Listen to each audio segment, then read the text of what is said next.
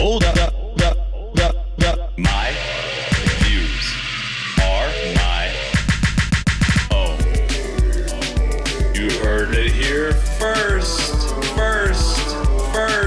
You heard it here first. You heard it here first. Lightning round.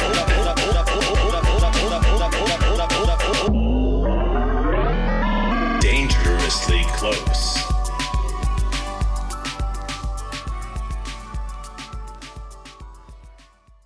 My guest today is Nita Ann. Nita is a professional iPhone photographer who has made it into a career.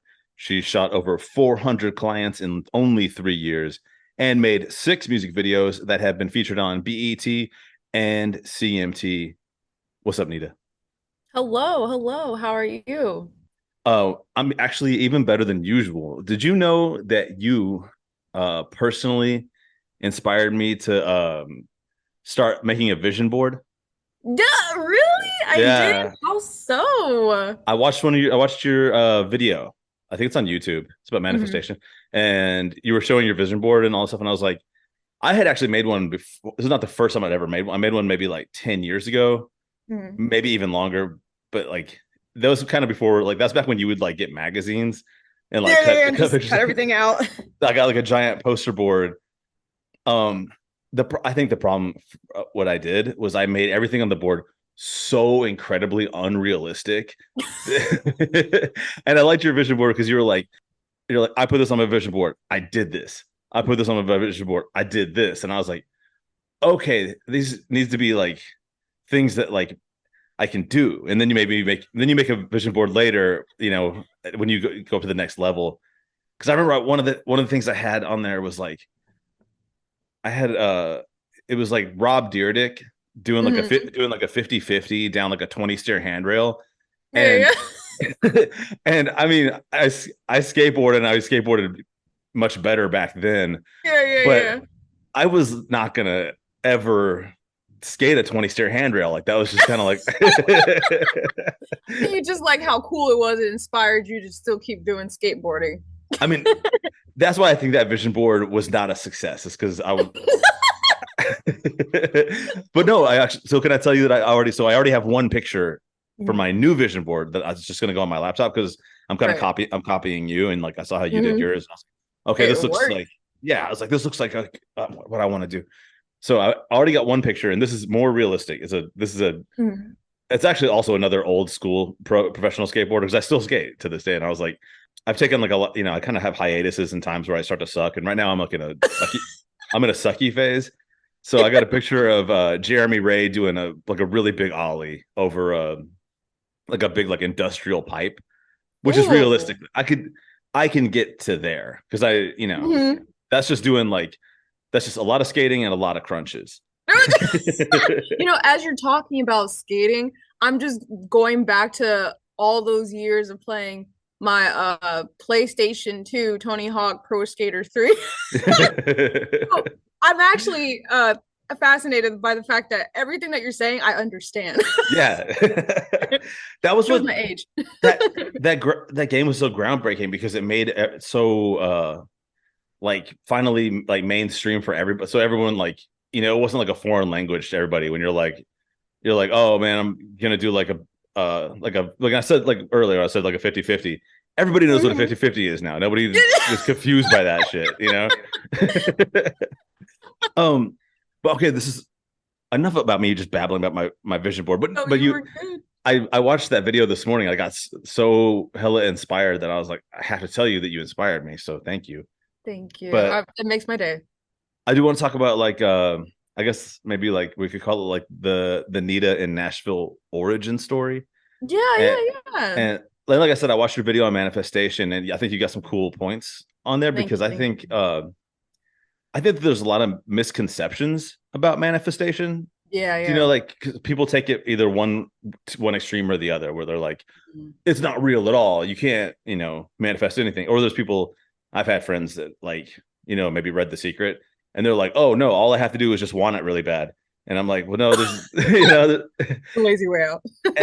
I think you have a really like down to earth approach to it. So anyway, that's what I was saying. Like how it works, how maybe it doesn't work. But can you tell the story of how you got started in like your iPhone photography career, and maybe also maybe how manifestation kind of played a part in that? Of course. And I've told the story so many times, it's gotten to a point where I can shorten it. Okay.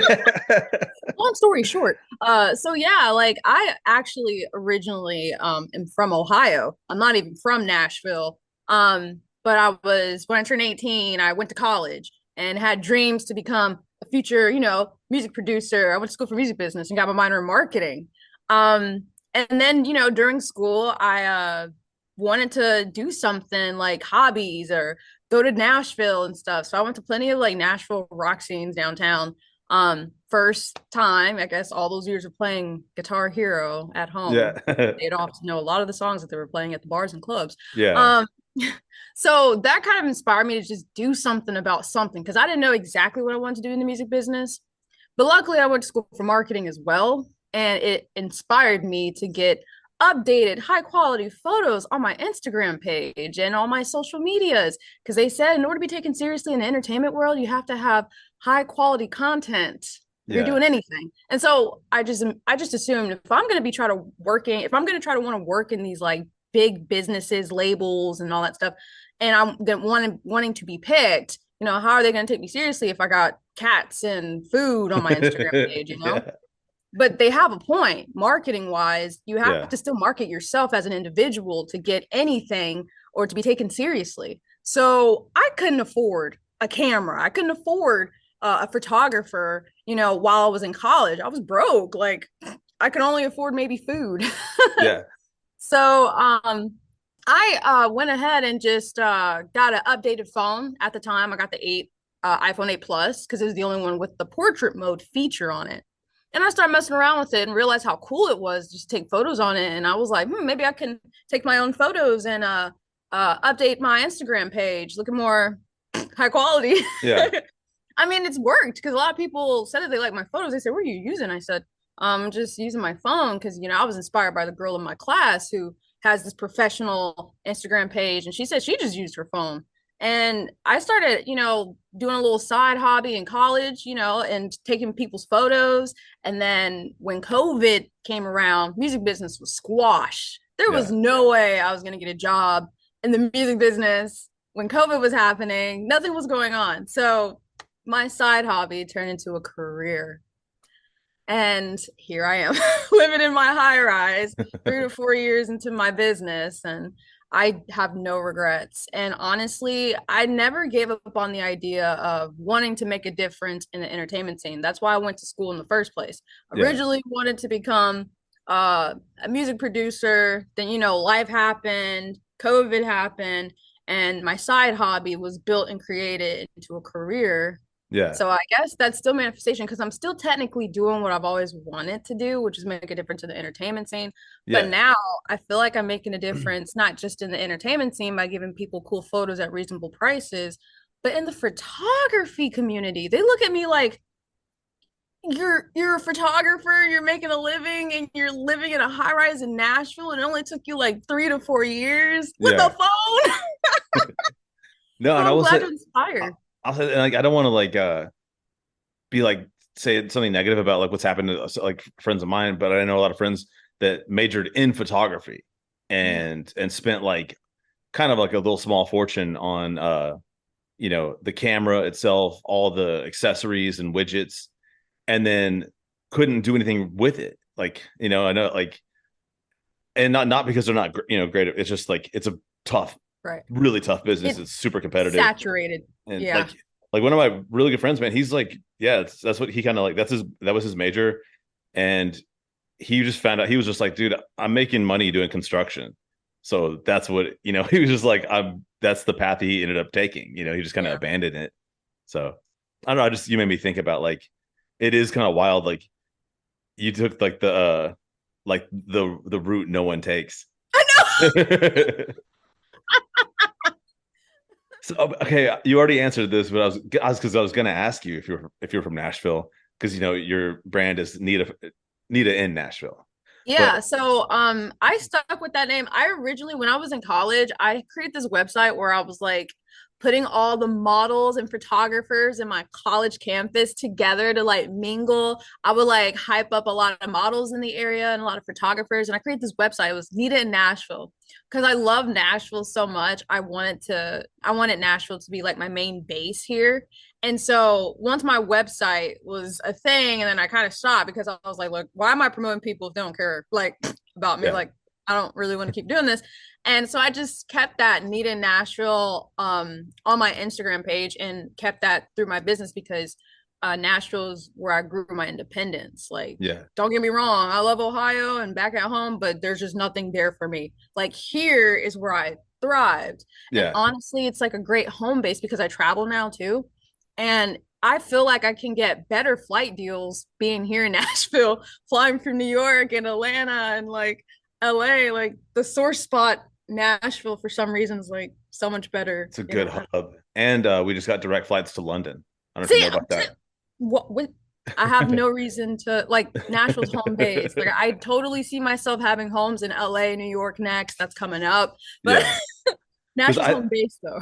I feel like so the reason I bring up the Nashville just aspect is I think you and I totally represent two like different elements of like the Nashville world.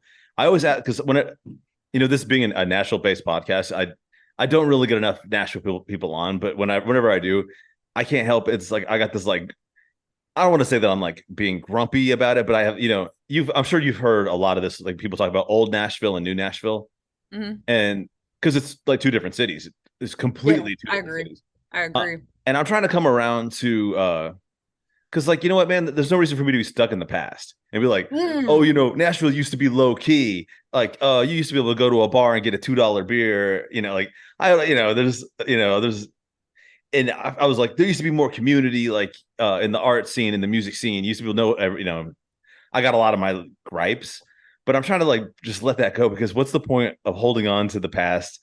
And so I'm trying to, because like I feel like you represent like such a positive part of like New Nashville, which is like, coming here, bringing positive energy, and like kind of showing me like in a way, because I was going through like a lot of your photos and your stuff, and I was like, maybe I ought to like get out of the house and kind of like network in my own hometown because I guess that's my question because I feel like where we are similar is like the networking element of who you seem to be, and like that's definitely like maybe like my only natural skill.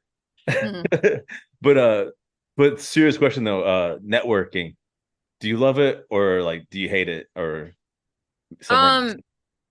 I genuinely love the concept of networking. I'm an introvert.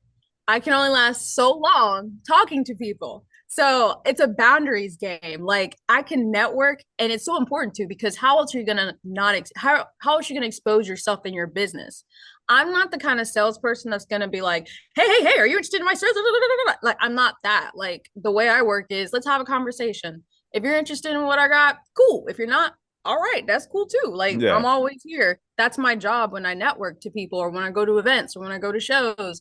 That's how I network. But I also have to remind myself in order to not hate networking that I'm like Cinderella. I only last so long. Yeah. That's a really good analogy. And my evilness kicks in. Man, I hope you don't mind, but I am going to steal that analogy because I think there's a word for people like us because I feel like I vibe with that. And this might not be it because this sounds too stupid to be it, but it could be. It's like extroverted introvert. Is that a word? Am I making that up? Like where you're both like, and that's completely cool to be both. Like I technically would consider myself both, but the reason why I stick to introverts so hard is because that's just never gonna change. Like I will remind myself, Nita, there's people who literally thrive being around people. I can thrive being around people, but that's not how I function. Like I can be around people, have a good time, but when I'm alone, that is why I am where I'm at because I spend a lot of alone time being a genius to myself. I can't be a genius around people.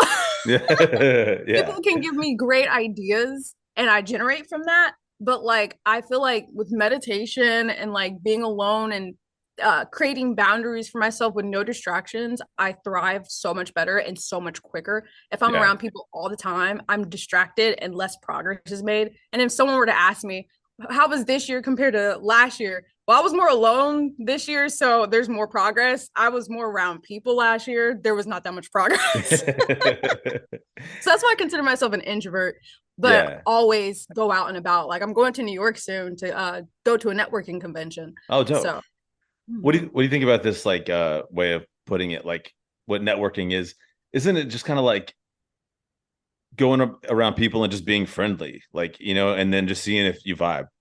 Or yeah, it's interesting too because even if you vibe or don't vibe, someone can still need your services or they know someone that might need your services. yeah, Um, I was having a conversation one time with someone and he gave me like this really good like I guess he advice that wasn't really advice. He says like anytime he goes somewhere, he never really talks, but he always shows up.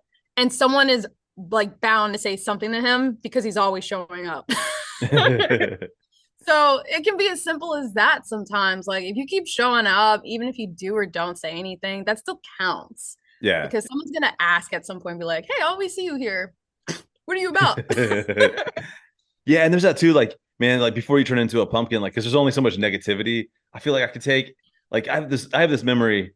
This is from a while ago. This is way like I can't even remember, but I was in a band, and this is back when we used to like when we used to staple our flyers to telephone poles. You know what I mean? Like this is, you know what I'm saying? Like this is Yes. the MySpace era, and Yeah, yeah, the I had a MySpace. show, and I had pissed someone off, man. I don't know what because some people just don't like. Some people just think I'm goofy and they fucking hate me, and that's just like, and I can accept that. I don't need everyone to like me. I'm not like Yeah. that's just psychotic behavior to need everyone to like you. But I Yeah, yeah. did like the thing. What happened? I was going around town because we put some of the bigger posters up on like dumpsters, and they were on like telephone poles. And somebody like went and was like just like defacing all of my band posters and just being like, No. I know. And I was like, man, I'm about to turn into a pumpkin. I just need I need to go home. I don't know if All that this fall, work. I don't know if that falls into the category of networking. It wasn't really that much work. I mean, we made a picture and took it to Kinko's and printed out a bunch. Yeah, that's a lot of work in order for someone just to ruin them all. Like, come on now. Oh, I remember why I brought up networking. So Hmm. you were talking about I think we're still in the origin story of Nita in Nashville. Oh, All right, yeah, yeah. you're in school. You're in Ohio. You're not even working on photography as a degree, but Well, then so I was living in Ohio, then I moved here for school. oh, you came here for school. Yeah, Oh, yeah, that's never why. mind. Yeah, Oh, yeah. okay. Oh, that makes a lot more sense. Where I grew my independence. Yeah, hell yeah. Okay, so but you're not doing photography as a major, but Mm-mm. you're like, all right, first this is a hobby, or first it's like I'm working on my like personal representation, by Yeah. taking dope photos of myself, learning Yep. all that kind of stuff. Now I'm taking photos of other people. They're liking it. It's building. Is like my question is like, how do you jump from that? Because like clearly, like because now you're like shooting all these models, musicians, Mm-mm. people like that you probably didn't just meet personally, like at school, right? Like Right. how did that networking like develop? Like how did you pop off from like friends to just anybody? Yeah. So I started my it's thank God I went to school for marketing, man. I learned real quick in order to survive in any business, you have to like do something different. If you don't do something different, you're gonna be just like everybody else that's struggling. Yeah, And so I literally changed my motto on how I wanted to approach my iPhone photography. First of all, I had to make sure I had an Instagram account for yeah, my photography page. Because obviously, if someone wants to is interested or sketched out about working with me, they got to see my work in order yeah, to believe that I can do the job. And so I started off with low prices because I wanted to build my foundation. And my prices were like low, like $50 for 20, 30, 40 photos. Like, for like a whole and shoot. yeah, yeah, and of course it was like probably an hour, maybe 2 hours, taking that much of time. But then as time has gone on, my prices started to increase slightly, went from 50 to 80 being my lowest. And at the end of the day, too, my model was different from other photographers. Like, so I started with low pricing, but also my clients were able to choose their photos. So I never choose for them. Like we would Yeah. take the photos and then they would go through it on my phone and heart the ones that they liked. And so that made it a lot easier for them to feel comfortable, be like, oh, I'm picking the ones I like. Okay, I don't have to, have a photographer that chooses their favorites and I'm like, on all of Yeah. them. Yeah. So I brought that comfort to them. And then on top of that, I gave them their photos literally the next day.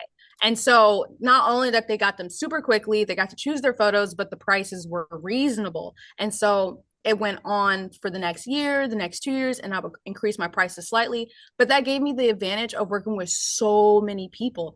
And 3 to 4 years, like literally, I'm over 500 people that I've officially worked with. And Yeah. also, I'm super diverse photographer. So not just black and white people, but far as I've done car photography shoots, product photography with nails and glitter. I did neon photography, lifestyle photography, weddings, pets, like kids, anything you can think of. Like, your average photographer normally sticks to like a good set of four, like maybe just lifestyle, fashion, and stuff like that, or they're just specifically weddings. I'm all of it. Like it's gotten to the point where Lazy Boy Furniture hits me up to do photos for their stores. And then strip clubs here in Nashville ask me to do photos for them to build their content. So I work with anybody and everybody. And that is what also increased my amount of clients so quickly. Yeah, hell yeah. Yeah, no, I totally. When you're saying like people like specialize, like I specialize in taking pictures of my dog. That's good. No, but I mean, not just anybody can do it. I had to like, because she's like, she knows what the camera is. So like when she sees it, she stops doing whatever cute thing she's doing. So I've got to like be like, just like crazy, like have the phone hidden behind my back and then just like pow, pow, and then get the photo. All right, so it is a skill. Talking about like just so like all the diversity, all these different types of like stuff, and so you also like you teach now, like you don't just do, you also teach. Is that correct? Well, I teach to an extent. I have online classes that needs to be updated because times have changed. And the phones are getting better and a lot easier. And yeah, but I give people advice, and you'd be surprised though. A lot of people message me for iPhone photography tips, but then a lot of them give me ask for advice about marketing because that's actually what I went to school for. Yeah. And so they're like, "Hey, how did you?" Because you could still know the skill set. Like you could be the most talented person in the room, but that doesn't mean that without the marketing, you're not going to go anywhere. And so a lot of people actually ask me more questions with marketing than anything, and with iPhone photography, I definitely get here and there, some in there. But then of course, when I give them the answer, they're like, "Oh, I didn't know that." So about this marketing. Okay, so that was actually a pretty good segue to the thing I wanted to do next, which is ask a bunch of stupid questions that are going to be true or false. Okay. That have to do with like this is like tricks and tips. I was like, all right. So I did a little bit of research on the side. I'm just gonna pull this up real quick. This is from what is this? This is from Cosmo. This is from Cosmopolitan. They got a little article here called 5 Flawless Tips for Taking Your Best Selfie, which, as you said, like that's where you very first started, was just taking really good selfies. So let's just see if these people have we'll do true false, and then okay. I'll try to let you do most of the answers, but I might want to weigh in on some if that's okay with you. Go ahead, because I think I might have some opinions, but this is all new to me. All right, let's see what they've written here. Does it say who wrote this? Because I feel like I should. Oh, by Christina Chavez. Okay. Given that social media essentially takes over your life, selfies are a part of your everyday routine. False. Oh, I'm sorry. That's not even one of the things, but I haven't even gotten to the tips yet. But okay. I would say that selfie is not a everyday routine for me. I would go false there. It's not an everyday routine. But it depends on who you are and what you do. Like for example, if you're wanting to be a model or something like that, I actually advise them to take selfies every day. It's for both seeing your best qualities, so that way you already know, and also it helps build what's the word? I guess confidence, because a lot of people lack confidence the second they join the modeling industry. But if you keep seeing your features every day and seeing who you are, you're like, I'm badass. I know I look good. I love these features about me. So this is great practice for them. Yeah. Not everyone obviously has to do it, but anyways. I have a very, very quick anecdote, and I will get past it and get back to these true falses. But this reminded me of a job I had a long time. I was working for the government, and everybody had to have a badge. And there was a day that we were all going in to get our it was like a DMV thing where like they just take a shitty photo of you, and everybody because they catch you off guard, and like I looked all like cross-eyed, they just like they always get you like and worst time. But there was this one girl that I knew that she was like she had been a professional model, like that was kind of like the only job she'd had before this job, so she like really, really knew how to just not ever let anyone catch her in a bad photo. And I remember, so I just got my photo and I saw it on the computer and I was like, damn it. And like, they don't let you get another one. Like they're like, no, that's it. That's your badge. That's what you're going to have. Like, you're going to have to wear this on a lanyard. And I was like, great. And then I saw her like walk in and she was like, was like frowning, like not, clearly not like necessarily in a great mood. Got in front of the camera, struck a pose, like nailed a smile, and it was like, and then I saw her photo, and I was like, it looked like they had taken 20 shots to find the perfect. Anyway, I just been thinking about that recently, man, with all the mug shots going around, and like, some people they look like shit in their mug shots, but there's that one person who smiled in their mug shot, and I was like, that's kind of like what Lindsay Lohan did, she like smiled in her mugshot, and so her like mugshot will always look good. All right, let's go. True or false? The first tip is look up toward the camera. As you're doing so, slightly raise your eyebrows to make your eyes appear larger. Then think of something that truly makes you smile, which will create the look of a genuine happiness that will shine through in your photo. What do you say?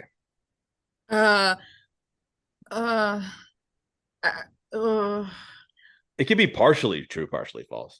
Okay, cool. I was gonna say yes, it is partially true and partially not. The thing about that though is that one thing I've realized working with so many people, everybody's different. Yeah. Like honestly, like they're not wrong, but it can work for like half people, male, female, and height matters, and angles are different. Like some people might like one side and the other person might like the other. But and even head tilts, like and also depending on the lighting. So I feel like even if they follow those instructions, lighting matters. Like you could do it indoors, you could do it outdoors. If the lighting's not that great, you're still not gonna the shadows matter. So it just depends on the person, but they could try it and see if they like it. I mean, I appreciate that they're like, hey, try to think something that's gonna make you genuinely smile, but that's that's kind of insane advice. My thing is like, I can if someone's like, hey, smile for a photo, they better get that smile quick, because if I have to if I have to keep doing it, my smile starts to like, because I get in my head about it, you know what I mean? Like, so, yeah. All right, we'll give that one like that's a true false. False. Moving on to the next one. Tip number 2: extend your head away from your neck. This helps create the look of a longer neck and a sharper jawline. You can also push your shoulders down to make yourself look more relaxed. Okay, I'm gonna let you go first. I want to weigh in though. Yeah, I agree. I feel like that's just part of the body that it's a posture game. So anyone that fixes their posture will automatically make them look better, obviously. Because like obviously, like for example, you can tell someone is confident if they're walking straight back and they're like that. But if someone is like obviously like not confident themselves, they're like hunched over and they're like yeah. So yeah, okay. Shit, this might even just be good everyday advice for me. Right, like me right now. Let me well, I was looking at myself and I was like trying to make I'm wearing like a weird this like stretched out V-neck, so I can't even see what my shoulders look like. They look like way too. Anyway, I'm getting caught up in something else. All right, we're gonna call that just a true then, right? Yeah, it's true. I agree. Okay. Hold up. It's time for an announcement. As many of you know, I became a dad recently, and I sleep about half as much as I used to. And yet, here I am, chipper as a jaybird, kicking ass and taking names. You probably think I got up this morning, drove 10 minutes to the closest coffee shop, stood in line for an additional 15 minutes, ordered a drink with about 1,200 calories, and then drove 10 minutes back home and spent the rest of the day half asleep with coffee jitters. Well, if you guessed that, you're wrong. But if you guessed that I started my day with a shot of Magic Mind, then you're a real good guesser. And if you didn't guess correctly, let me tell you what Magic Mind is. It's a little green shot that I can take with me anywhere and drink it whenever I need a quick energy boost. And it's got none of those garbage chemicals you find in typical energy drinks. It's made of all natural ingredients like matcha, nature's extended release caffeine. Caffeine from matcha takes longer to release and helps to reduce stress. Ashwagandha, lion's mane mushrooms, the fluffiest mushroom out there, another nootropic and adaptogen. It reduces anxiety and inflammation while supporting cognition by preventing neural degeneration and stimulating neural regeneration. And cordyceps mushrooms. Not the ones from the Last of Us, which actually was a pretty dope show. And I highly recommend, if you haven't seen it, guys, go watch The Last of Us on HBO. But a powerful one nonetheless, an adaptogen that reduces inflammation, strengthens your immune system. And guess what else? You can go to www.magicmind.com/Doug and use promo code Doug20 to get 56% off your first subscription or 20% off a one-time purchase. Once again, that's www.magicmind.com/Doug, promo code Doug20. And now back to the interview. Thank you for being patient with the fact that every single time I try to weigh in with the dumbest shit. All right. No, you're good. I love it. Tip number 3. Instead of holding your phone in front of you, hold it to the side for a flawless angle. What do you say? It's an angles game.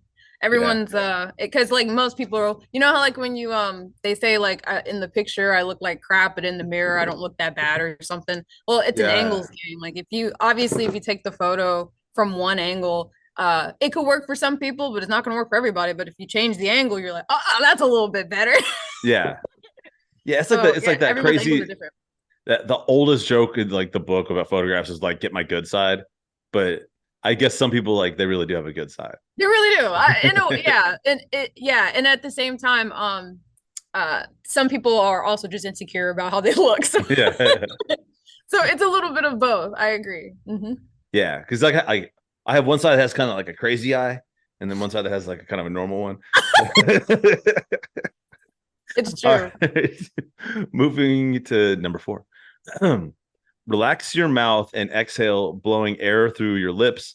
Whether you choose to then keep your mouth loosely open or fully closed in your selfie, blowing air through your lips before you snap a pic keeps your mouth from looking tense in your pic.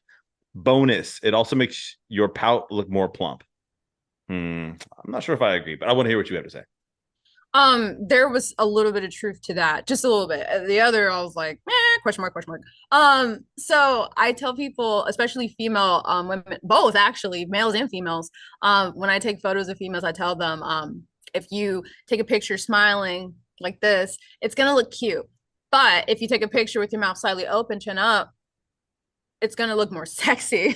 Yeah. It's gonna have more of a sex appeal, you know. And so it's interesting how changing up your mouth it does make a difference of how the pose is gonna come off, you know. And I tell that to males too as well when I do their photos, especially ones who are going for more of a lifestyle approach. I give them advice to have their mouth slightly open or even give me a fake laugh. Sometimes they nail it. There's like, there's like fake laugh a lot in your past. Huh? But no, it does make a difference when you do have your mouth slightly open, but you're not smiling. It gives more of a kind of cool guy or cool girl, sexy vibe approach. So that whether than just a smile, like, hey, mom. Yeah, no, I see that now. Okay, so I'm gonna actually go with you on that on the true, because so in my mind when they were saying that I was like, so try to look like you're whistling in the photo. That sounds like terrible advice to be like. Just tell people have your mouth slightly open, but don't smile. And then they're like, and then I remember like the era of like the duck face, which like because people were like, oh, that makes your cheekbones look better or something. But then it just became embarrassing because of just like getting called out so hard. But I obviously I can't speak as much to like like being like a woman trying to get a photo taken, but I was trying to think about certain like dudes that are like known as being like super sexy guys that don't shut their mouth, and like I feel like Keanu Reeves is like a good example of a guy whose like mouth kind of hangs open a lot. So, and who doesn't want to be like Keanu Reeves? He's so humble. Yeah, that's the thing too. Is like he is humble, but also he made Point Break and The Matrix. So like, I guess anyway, moving on. We're gonna call that a true. You want to like look at what Keanu Reeves' mouth looks like, which is like kind of like slightly slack jawed, but still hot, and that's like okay. Ooh, here's we go. This is the last tip on this article. Okay. Number 5, in your selfie ready position, slowly spin until you find your best light, then snap away. I don't know. What do you think? It's a lighting game. It is the very truth. Okay. Everyone is different. It's true. Like I'm telling you, like there was a time when I do photo shoots with people, I'm like giving them like, okay, let's do this spot. Let's do this spot. Let's do this spot. And then as they look through the photos, they're like, oh, crap. Wow, these are so much better. You have the same pose. You're the same person. The lighting just changed. It's true. And then it makes them feel more confident. And I always tell my clients that too, like, lighting makes a difference, and they see that for themselves, and then of course they choose which one they think is the best. But yes, so it's true, lighting does make a difference. I experienced that personally the other day.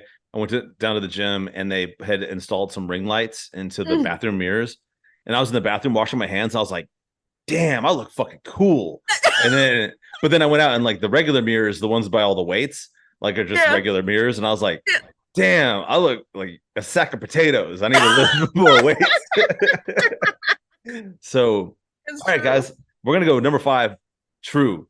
It's a lighting game. And if you have to spin around in circles to do it, you got to spin around in circles to do it. Okay. So that was, would you be willing to play like one more true or false with me? Just because I feel like, yes, I'm done. I'm having fun. I feel like we learned so much from that. This one's going to be like, because you said like this is a versatility thing, so that's just something for everybody. Everybody, like no matter who you are, no matter how much you claim to be like so humble and you would never take a selfie, that's bullshit. You're gonna take a selfie. So yeah, I mean, as you should. Why not take advantage of that moment, and then you'll even appreciate it too. It's an age thing as well. You'll appreciate it that you took those photos, and you're like, okay, that's what I look like at that age. And then you might look at yourself now and be like, damn, I'm getting old. But at the same time, you're appreciative. At least you took some photos at that age. You appreciate that age. Yeah. I've had that experience looking at old photos of myself where I didn't think that I was like ripped or something about myself. And then I'm like, damn, compared to now, I was kind of ripped. Well, if anything, it should inspire you too. It'll be like, I need to do better. And then when you see your like before and then you're after, you're like, hey, I did better. Those gym results for working out. Yeah, it's like those photos you see all this. I think that personal trainers like to put on their Instagram pages with their clients, where they always like make them like take a picture in their underwear and like stick their belly out. And they're like, hey, look as bad as you possibly can. And then like, and then like a year later, they're like, all right, now get a tan and smile. And they're like, look what I did to this person. So I don't know. You could speak more to that, as a marketer than I can, but I think, what, we're talking about photography, and this one is this article comes from Travel Awaits. It's called How to Take Better Vacation Photos. 15 composition tips. We won't go through all 15 of that, but we'll go through some. This is written by June Russell Chamberlain. She says more than 1 billion photographs are taken every day. False, but probably true. I'm gonna say true. Probably. This is not a tip. I'm doing the same thing again. Sorry. A snapshot is a moment captured without thought or planning. False. Definitely false. Okay, that's not a tip either. Let me just scroll. I'm gonna find the tips. Okay, here we go. Tip number 1. Simplify the subject. When it comes to powerful photos, clutter kills. Your eye wants to land on something in the frame, then roam the rest of the image. Instead of trying to capture all the action in a busy market or the chaos of people, cars, and buildings in the street, pick something specific to the subject. You should be able to say, this is a picture of blank. If you're not sure where to look first, the image is too cluttered. I want to hear your take on this before I say anything. Cluttery background is also it does play a difference. Well, in the way you're supposed to look at it is if I want to be in a photo, I have to look at the photo first to make sure it's a photo I would take as a good photo in general, before I put myself in that photo. So yeah, clutter does matter. And there's times where I see a friend's photo on Facebook from like, back in my hometown, and the photo could have been a good photo if they didn't have the ghetto fence in the background. Like, you could have just turned it that way, not get the fence in the background. It would have been a better photo. I totally get. So we can focus more on the person and not the ghetto fence in the background. Like, because I've had like a photo of me where I'm like, man, that's a good photo of me, and then it's like all of my laundry is just like like hanging over like every lamp, and like, just looks like. So okay, in that way I'll say yes, but maybe but I mean, like, aren't there are photos of like chaos that are cool, right? I mean, yeah, it's true. Like, it's true. Like, and it depends on obviously what the point of the photo is, but yeah, I agree. I think it's like an agree to an extent depending on the situation. So yeah. Okay, can we call it a true false then? Yeah. Or we go for totally true. I think the point that this journalist is trying to make is basically true. Yeah, just be cautious of what is in the background, basically. Yeah. That is good advice. don't put a busted ass fence with all your laundry hanging all over it in front of your like. Just gonna kill the photo. Like. That's like your Tinder photo is like. Right.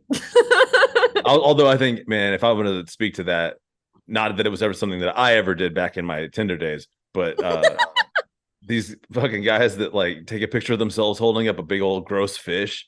Everyone like, talks about that. It's so true. But like, it's so common. It's like that's not like so common. It's like it's kind of like how earlier we were saying like how kind of people doing the duck face went away and they started getting a little more sophisticated with their angles. It's like who is not teaching these dudes like that fish? Like, do you think the girl is gonna go like, yum? This guy can provide me with a fish. That fish it's not even cooked. You know, it would be like at least one thing would be like if he took a picture of himself like cooking a meat, like being like, look, I'm a decent cook, and I was able to make this salmon into a like here, look, I plated it. That's a better idea. So that's Doug's advice on Tinder photos. Quit holding up a picture of a gross fish, dude.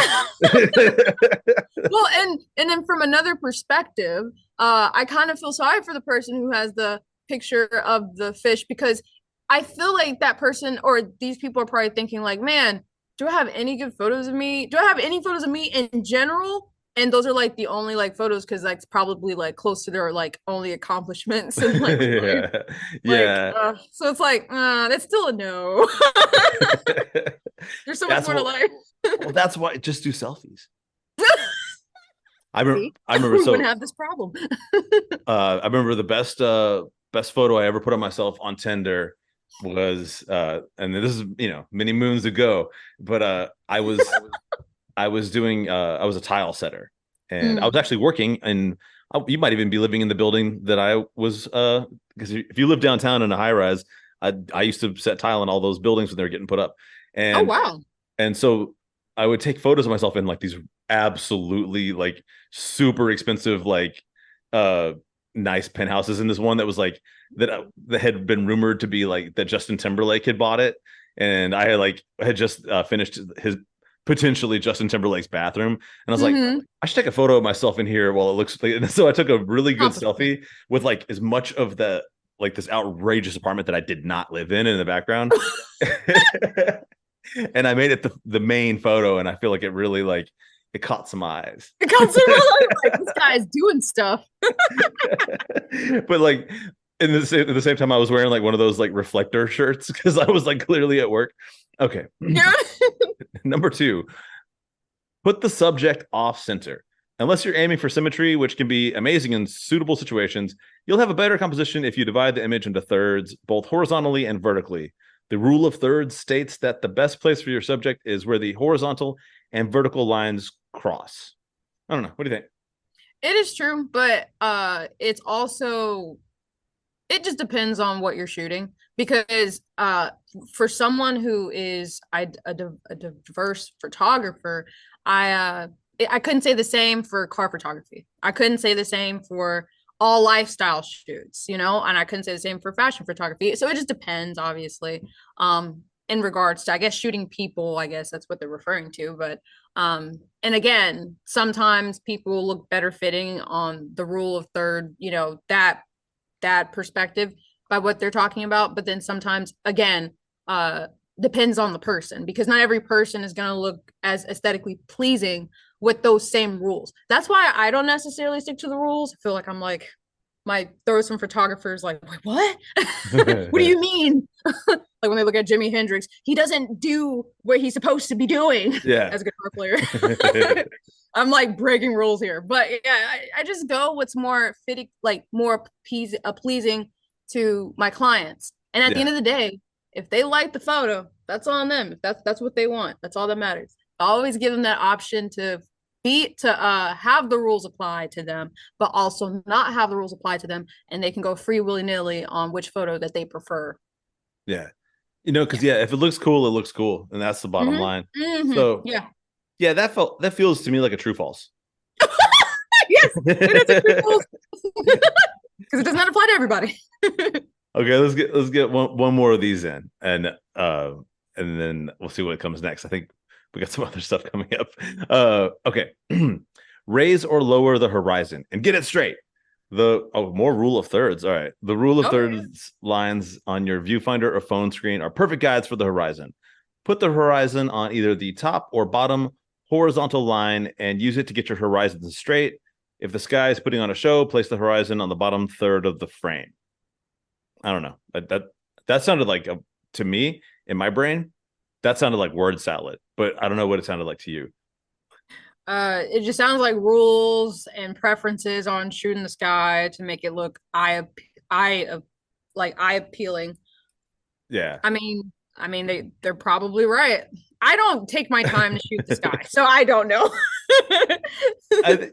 Also, I'm actually thinking here too, because like I feel like obviously I've looked at your photography, but I don't know what it went into it or what you were thinking. You're good. But it's just like, I just assume that you probably just like have the camera out, you snap photos and you look until you're like, oh, this looks good. I like this. And like, I'm going to just use my instincts here. And I don't get the impression that you're like, let me see here. We got 1/3 of the top here and there's actually 3/3. So that's 1/6. And like, it's like, and I need the shitty looking fence covered in laundry and the 4th, 6th frame. I don't know. Now that they got it easier now, where you can just remove stuff in editing, like, oh man, that trash can was there this entire time. Remove. Yeah, it's just so chill. Like, it's not a big deal. Like, I know people that obviously went to school for it too, and they know like the rule book, and I'm just out here like free willy-nilly in it.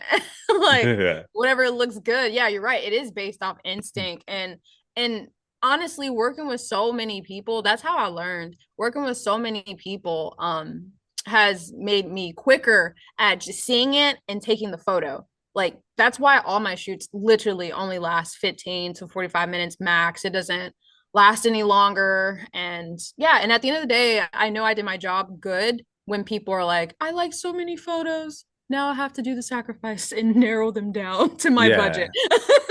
I did my job. I feel a true false coming on for that, because the thing is, like, if you've got good instincts, go with your instincts, and if you don't have good instincts, go with the rules, and the rules can replace instincts. So that's like, that's kind of like the thing you said, like, like me, is like, if you got one crazy eye, get it from the other, get the angle from the other side. Yeah. I and it's very similar to a guitar player, a musician. Like yeah. they have rules too when it comes to playing scales and stuff. And you have some that are like super like nerdy and detailed about it and like know all the concepts and tricks and like maybe loopholes around it. But then there's some that are like whatever. Like Jimi Hendrix was known to be that kind of a guitar player. He's just whatever, and he just does his own thing. But that's what made him great, you know. Yeah. And then you find the rest of them trying to like low key copy him. Yeah, for But at the sure. same time, if you can't, that's cool. You can still stick with the rules and then do your own thing. So Yeah. Learn the rules, then break the rules. Don't just like pick up a guitar and just like beat the shit out of it, trying to be like, I'm Jimi Hendrix, because it sounds like I'm fucking doing something crazy. Because that's not what right. I gotta okay. I'm not trying to like ask you to like blow up any like secret spot or anything like that. But You're good. this is a Nashville episode, and people will not let me get away with it if I don't bring up just some Nashville stuff. So I'm gonna ask you just like a couple questions. Just like this is obviously just like opinion. And like I said, if you got secret spots where you like to shoot, you don't gotta tell me, man. I'm not trying to pry. But You're good. what like can you name like a couple of like your favorite just like locations in this city to do a photo shoot? Favorite locations. One, I mean, I don't mind saying it because I feel like there's a lot of photographers out here that probably knows about it or probably knows way more cool spots that I don't even know. So I don't mind sharing. One of my favorite spots is literally down the street from me. There's this store called Blush in downtown on 5th and Commerce. And they have this rooftop that no one goes to. But it's really nice and cool. And it has like this cool like city background and stuff. And that is one of my favorites. It's on the 6th floor, and like I said, no cars are up there, nobody's up there, and it's amazing view, and you can see like a little bit of Broadway. I shoot there sometimes for my clients for space and privacy. Another cool spot. Here's a cool one. There's this it looks like you're kind of like in the moon or around, like the location looks very moonish. Yeah. Because the sediments that they got piled up on top of each other. Can't talk. There's this place that's it's called Quickscreed or something like that. It's like one of those like sediment places that they put rocks and stuff. I don't know. Like a quarry? Yeah, I guess like they have like it's not salt. It's like minerals. I wonder if this is thing over by my house, because it looks like a bunch of broken glass from a distance. But then if you get over there, it's like the sand factory. Is there a bunch of dump trucks coming in? But it's not sand. Not sure what it is, but there's a couple of times like I would go to places like that.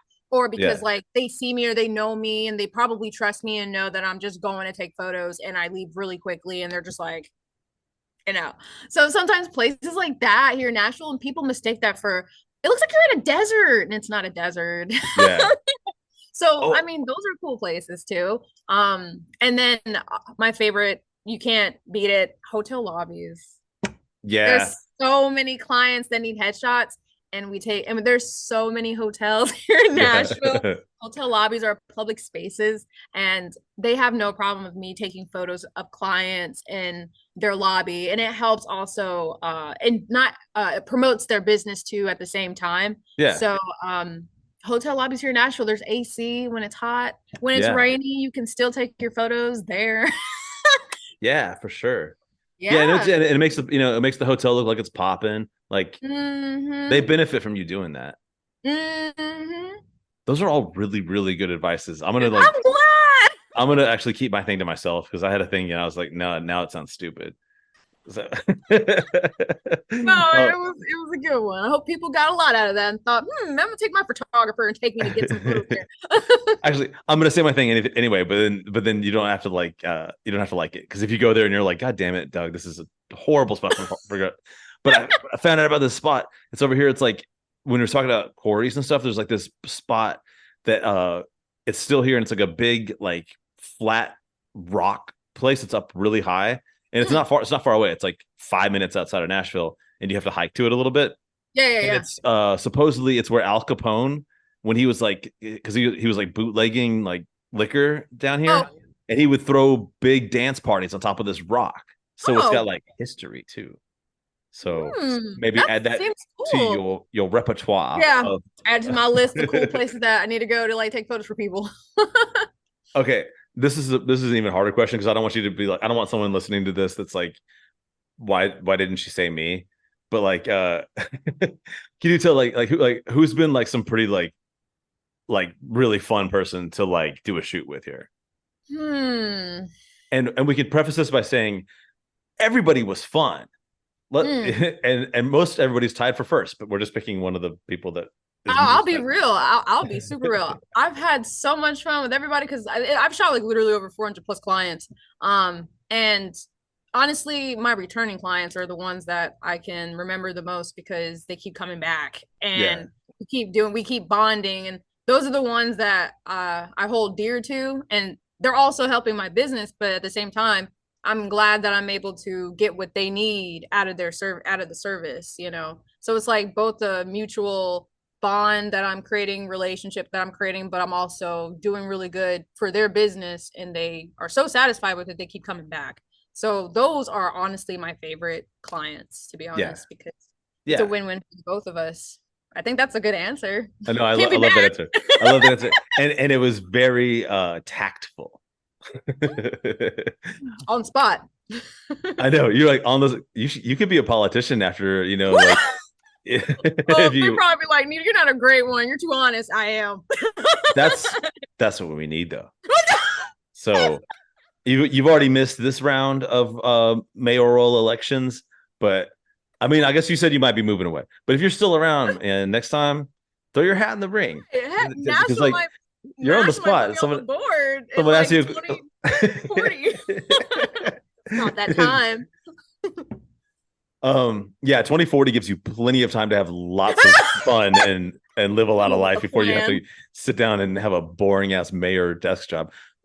Nita, I've got to tell you something. We are getting dangerously close to the lightning round. I'm gonna tell you how the lightning round works. It's a part of the podcast where I ask you a series of questions super fast. You don't have any time to think. You just got a gut reaction, no cerebral, all instinct. And clearly you have great instincts and great tact. I didn't write this lightning round. This was written by co-producer Colleen. Okay. She writes pretty much all the lightning rounds now, which makes it more fun because then I don't know what the hell I'm going to be reading to you.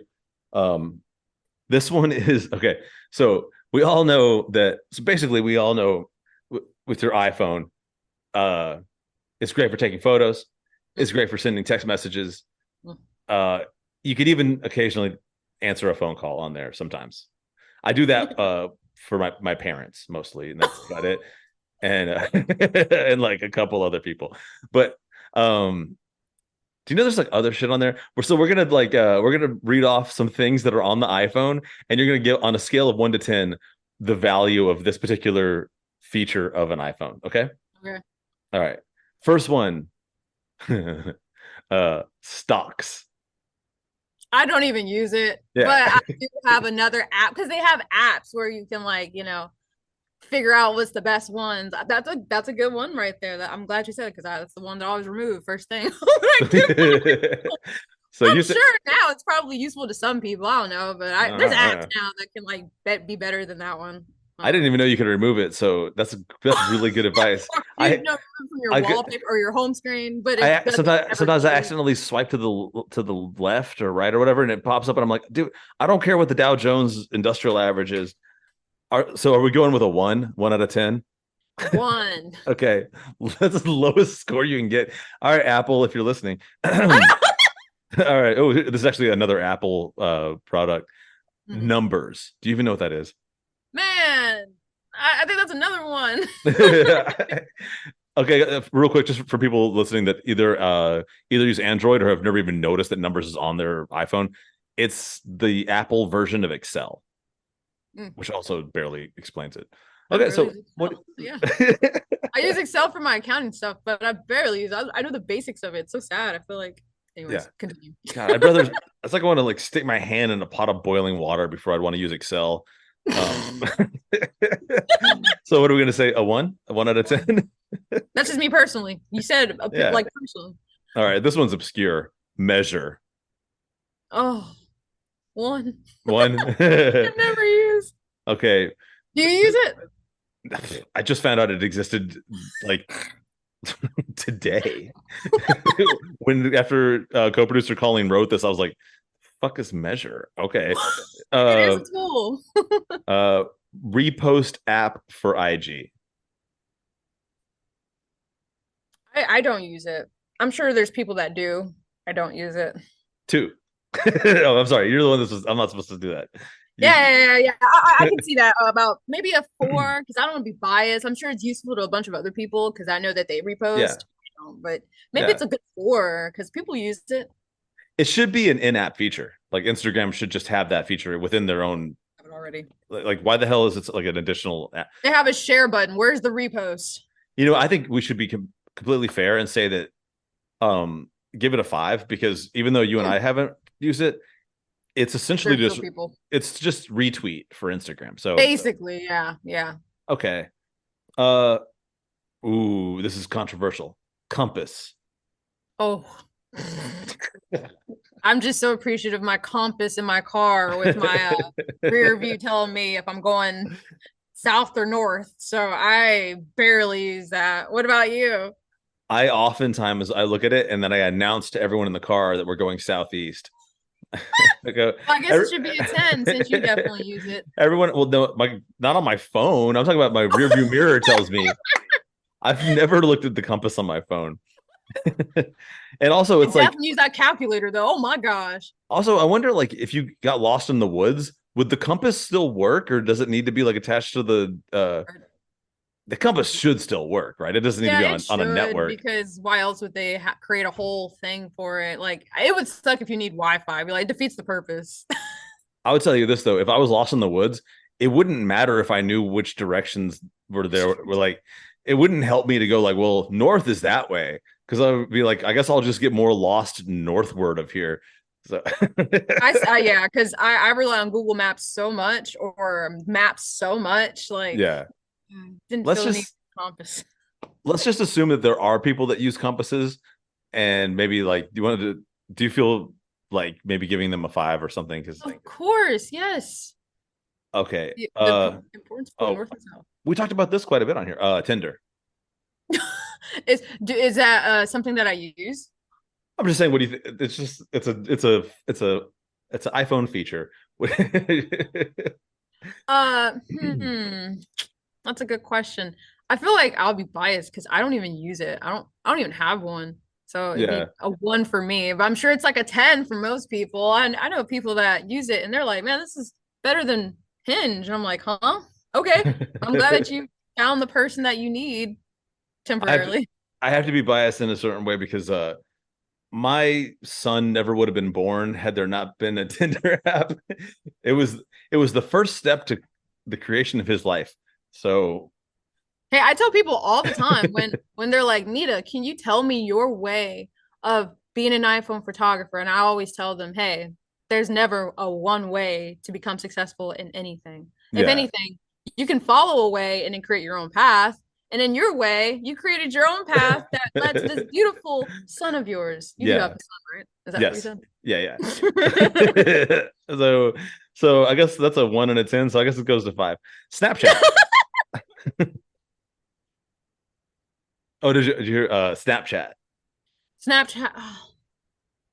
I give it because I actually use it for business purposes. It's just another way of exposing my business and what I do because I got followers on there. Yeah. I mean, I give it a good 9 because I use it pretty often, just as much as I use Facebook, Instagram. Do I message people on Snapchat? Not really. I mean, I do have friends that use Snapchat as their way of communicating, and I'm just like, sure, I'll just use it just because you're communicating on there. But yeah, just another way of exposing, your business or your personality or whatever. Yeah, I've known some like it's a nice way to put it. Some drug dealers that use Snapchat because the messages disappear. They do. But I have tried to like inform them. I'm like, dude, if the feds are onto you, just about to say. Snapchat's not going to protect you from that investigation. So there's the a only little thing the feds don't care about is if your man is still is faithful or not. Like that's the only thing they don't care about. But drug related, I'm sure they are checking you in. We got a federal investigation on some dick pics. There appears to have been a screenshot. My Fitness Pal. I used to use that a lot back in the day. I don't use it anymore because I don't count calories. Yeah. I mean, it's a good tool that a lot of people use though. So I mean, I feel like it should be a good 8, 9 in that zone. What about you? What do you think?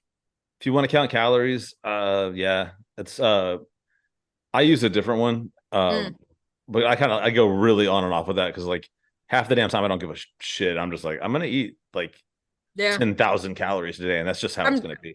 Well, yeah, and for me, I'm just like, as long as I eat before 5 p.m. or 6 p.m., I'm good. Yeah. Okay, last one, magnifier. Wow. I always got confused. I remember when I used it for the first time. I was like, is it just basically the zoom button? It is literally just like, it's like if you open the camera and zoomed in. It's literally the most useless probably tool on there. Man, I hope that like there's not some like Apple like employee that just can't these were all their ideas and they're just like, but that was my idea. And it's not a bad idea. I think it's for people who are not putting 2 and 2 together. Or they're like, you know, you can do that on your camera. They're like, you can? Like, yeah. It's for you. Yeah. So 3. Give it a 3. It still serves a purpose for those people. Nita, I have one last question to ask you, and it's the most important question of the day. Where can people find you, follow you, check out your photography? If perhaps they need to hire you to be their photographer, how could they make that happen? And, and anything else you'd like to share? Yeah, I'm on all forms of platform. I even have an OnlyFans account. But it's funny because I actually use the account for exposing my business still, but it's nothing like, you know, nudity or anything inappropriate. I mean, the actual platform was technically for creators and musicians, but you know, it got popular for other things. Yeah. But yeah, I literally have a Facebook, Instagram, Snapchat. If they want to see my work, I have a website, NitaInNashville, NitaInNashville photography.com. And literally my name is spelled out as Nita, N-I-T-A-N. I live in Nashville. That's as simple as it gets. Photography. And I have a personal page on my Instagram actually where you can get to know me more as a person, and it shows some of my work and my music videos that I've done. And then also I have straight up, this is all my photography work, and that page too. It's in my bio, so they can put 2 and 2 together. And then also I would love to just share to people, like if they ever need any photos done. I travel as well. I've traveled to Florida. I've traveled to Las Vegas. I'm actually going to New York. So if they ever need my services, I'm available. I'm also like willing to budget too as well. I'm not too like fixated on the way my pricings are. And yeah, so if they want to follow me on any form of social media, I even have YouTube too. All over the place, basically. Cool. Awesome. Everybody, go check out Nita in Nashville. Nita, it has been so awesome having you on the podcast. Thank you so much for being here today. Thank you for having me. I was like reaching out. I was like, hey, is it possible? I was like, yes, immediately. I'm honored to be here. Thank you for having me.